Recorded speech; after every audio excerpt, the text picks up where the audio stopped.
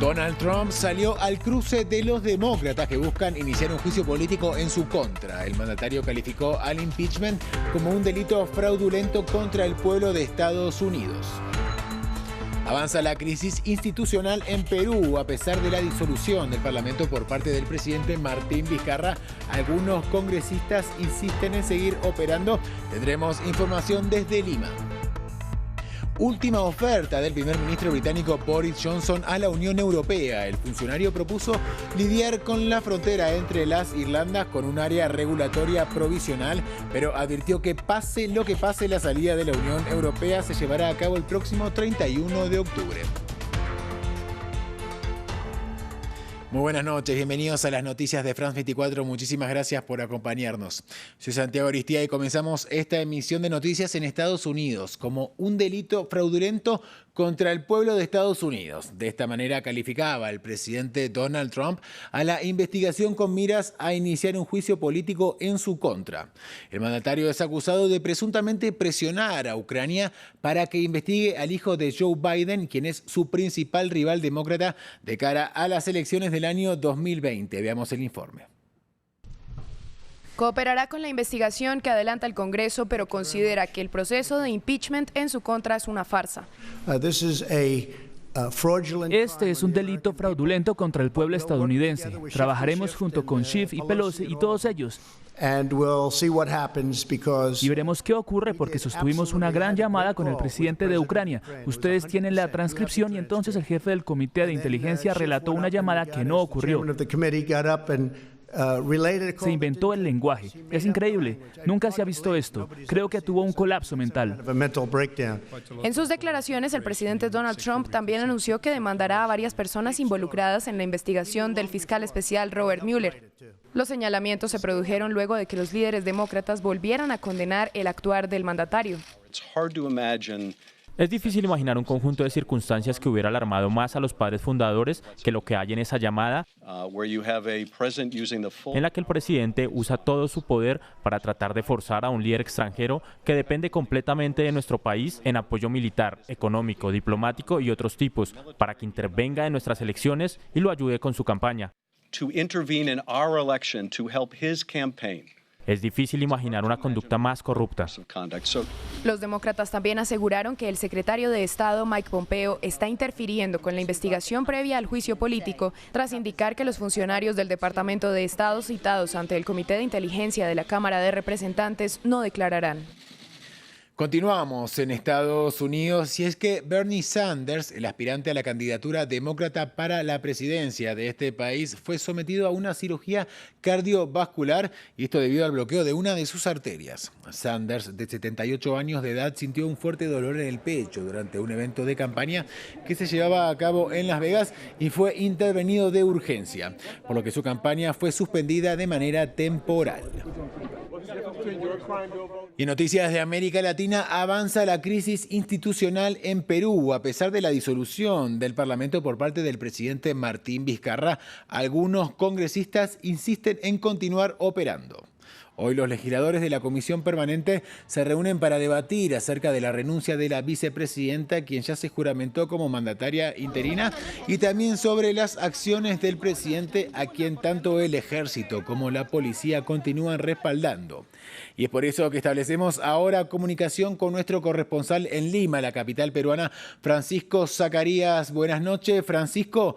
La Comisión Permanente autorizó al presidente del disuelto Congreso a interponer al Tribunal Constitucional una demanda de competencia sobre la disolución del Parlamento. Contanos qué significa esto y cuáles son los probables escenarios entonces. Buenas noches. Pues contarle que significa que el Parlamento pide al Tribunal Constitucional que solucione un conflicto de atribuciones entre el Congreso y el gobierno del presidente Martín Vizcarra. La denuncia del Congreso será que Vizcarra no le facilita a que ejerza sus funciones libremente. Si el Tribunal Constitucional acoge la demanda, llamará al Congreso para que la sustente. Seguidamente, pedirá a Vizcarra que ejerza su defensa. Seguidamente citará a una audiencia pública y emitirá un veredicto. Es un proceso que puede durar de 3 a 4 meses. Esa es la situación que se registra en Perú. Luego de esto se presentarán 2 escenarios. Si el Tribunal Constitucional falla a favor del Congreso, todo se revierte, es decir, queda anulado la disolución del Congreso, los legisladores podrían ejercer nuevamente sus puestos, se cancelaría el adelanto de elecciones y se facultaría al Parlamento para que pueda proceder emitiendo una acusación constitucional y penal contra el presidente Martín Vizcarra.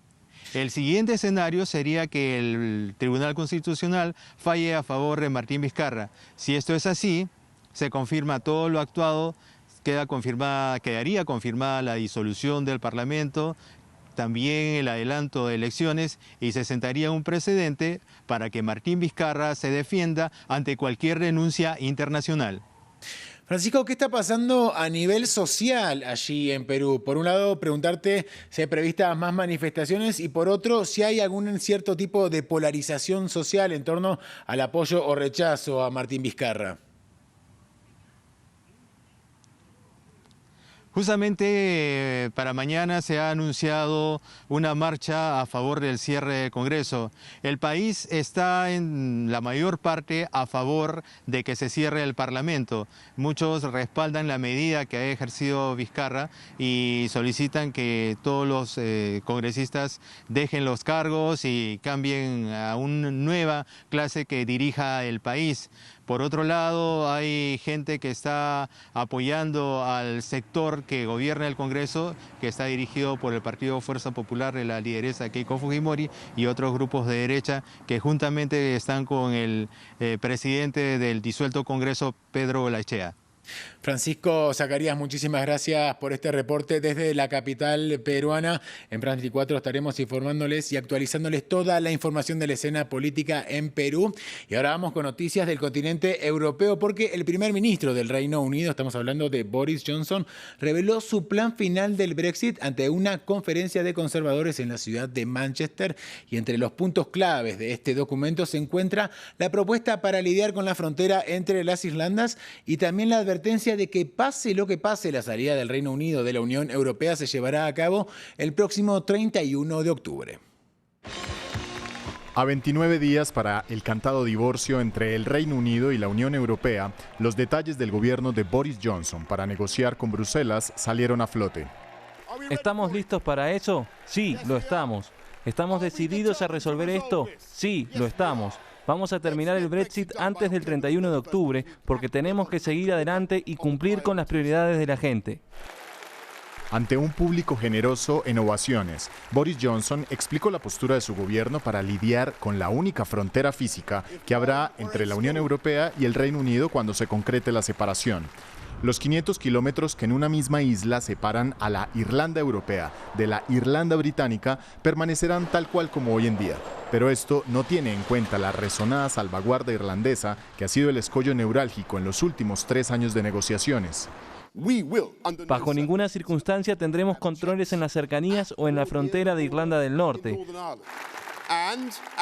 Y por un proceso de consentimiento democrático renovable por el Ejecutivo y la Asamblea de Irlanda del Norte, iremos más allá y protegeremos los acuerdos reglamentarios existentes para agricultores y comerciantes en ambos lados de la frontera. Boris Johnson sintetizó su propuesta en una carta que le envió al presidente de la Comisión Europea, Jean-Claude Juncker. En respuesta, Bruselas advirtió que encontró avances y puntos problemáticos. A la vista se vienen días de intensas negociaciones entre Londres y Bruselas, pero pase lo que pase, como lo advirtió Johnson, su gobierno está preparado para un Brexit sin acuerdo. Vamos ahora a Francia porque las autoridades de este país afrontan fuertes críticas y esto por su gestión en la crisis medioambiental provocada por el incendio de una planta química en la ciudad de Rouen, al norte del país. Los ciudadanos critican la falta de claridad y también de comunicación desde que ocurrió este desastre y por eso protagonizaron una manifestación. Veamos el informe. 2000 manifestantes salieron a las calles de Rouen, molestos y exigiendo respuestas. Acusan al gobierno francés de abandonarlos en su difícil situación. No hay información o comunicación tras el incendio de la empresa Lubrizol ocurrido el pasado jueves. Los primeros elementos a nuestro alcance sobre las sustancias más tóxicas son tranquilizadores. No digo que no haya riesgo, porque aún estamos llevando a cabo pruebas, pero la contaminación, que es un hecho, no conlleva ningún riesgo para la salud y la seguridad, con la información que disponemos en este momento. Muchos tienen preguntas sin respuesta. Por ejemplo, ¿por qué el análisis ambiental tarda tanto? Pero en particular, ¿por qué las autoridades francesas retrasaron la obtención de la lista de 5.250 toneladas de sustancias químicas dispersas por el fuego, dejando a los residentes en la oscuridad en lo que respecta a cualquier amenaza potencial? Presionamos a Lubrizol para que aseguren el sitio, lo descontaminen y nos den la lista precisa de los químicos guardados en el almacén. Tan pronto como pudiste, significa que no tenías la lista el jueves cuando ocurrió el incendio. No conseguiste la lista. Puedo asegurarles que ejercimos mucha presión para conseguir la lista y cuando la tuvimos, la hicimos pública. Así que la conseguiste el martes. Sí. Casi una semana después se desconoce el origen del incendio. También hay preocupación por los equipos de respuesta rápida de la policía y los bomberos que pueden estar contaminados, así como las capas de productos químicos dispersos en los edificios y en las reservas de agua. El Parlamento francés no ha abierto una investigación para determinar las causas de la crisis. Y precisamente a un año de la muerte del periodista saudita Jamal Khashoggi, hoy se llevó a cabo un evento para conmemorar este primer aniversario en Estambul. Y nuestro corresponsal Adrián Rocha estuvo allí presente y nos envió el siguiente reporte. Hace exactamente un año, 365 días, en el que el periodista saudí Jamal Khashoggi fue asesinado en este mismo edificio el pasado 2 de octubre de 2018. El colaborador del The Washington Post entró en este edificio de aquí delante para conseguir unos documentos para poder casarse con su prometida turca y nunca más se supo de él. Su vida ahí dentro duró 15 minutos tras ser aprehendido por un grupo de saudíes llevados expresamente desde Riad para cometer el asesinato del periodista. En esta celebración que ha tenido lugar hoy delante del consulado se han reunido amigos responsables del gobierno y la misma prometida de Jamal Khashoggi, que ha dicho no haber descansado en todo este año y que espera y desea y luchará para que la muerte de su prometido sea esclarecida. Aquí todo el mundo apuntaba hacia arriba. El gobierno saudí ha estado juzgando a la gente que fue mandada para asesinar al periodista, pero todo el mundo cree que el responsable mayor llegó desde las altas instancias del poder saudí y muchos directamente apuntan al príncipe Mohammed bin Salman. Y en Irak continúan por segundo día consecutivo los enfrentamientos violentos entre la policía y los manifestantes que salieron a las calles para exigir al gobierno que solucione la crítica situación en los servicios básicos y también el desempleo entre los jóvenes. Hasta el momento la situación dejó 5 muertos y cerca de 200 heridos. Los detalles los tiene Tatiana Suárez. Desempleo, corrupción y carencia de servicios públicos. Estos son los motivos para el segundo día consecutivo de violentos enfrentamientos entre las autoridades iraquíes y los manifestantes. Lo que inicialmente empezó siendo una protesta pacífica contra el gobierno, ahora es un incontrolable caos que ha cobrado vidas y dejado a cientos de personas heridas. Todo lo que queremos es vivir y nada más. Queremos vivir como el resto de la gente, los árabes y el mundo. Queremos los derechos básicos, electricidad, agua, empleo y medicina y nada más. No queremos poder, posición, dinero o propiedades. Todo lo que pedimos es vivir y comer un pedazo de pan. Pero este gobierno está disparando a la multitud y está matando personas. La principal protesta estalló en Bagdad, la capital de Irak, donde manifestantes prendieron fuego a neumáticos y lanzaron piedras a la policía. Por su parte, las autoridades dispararon tiros al aire, así como gases lacrimógenos para disuadir las protestas. Si no quieren tratarnos como lo es Irak, entonces díganos que no somos iraquíes y que encontraremos otras nacionalidades y migraremos a otros países. Estamos exigiendo un cambio. Queremos la caída de todo el gobierno. En una apuesta por atemperar las protestas, el primer ministro Adel Abdul Mahdi prometió trabajo para los recién graduados. La fórmula, que las empresas extranjeras contraten un 50% de su nómina en trabajadores locales. Sin embargo, dado que el gobierno ha prometido mejorar la situación en los meses anteriores, los iraquíes aseguran mantenerse en pie de protesta hasta que haya solución concreta. Finalizamos otra emisión informativa. Sigan en France 24.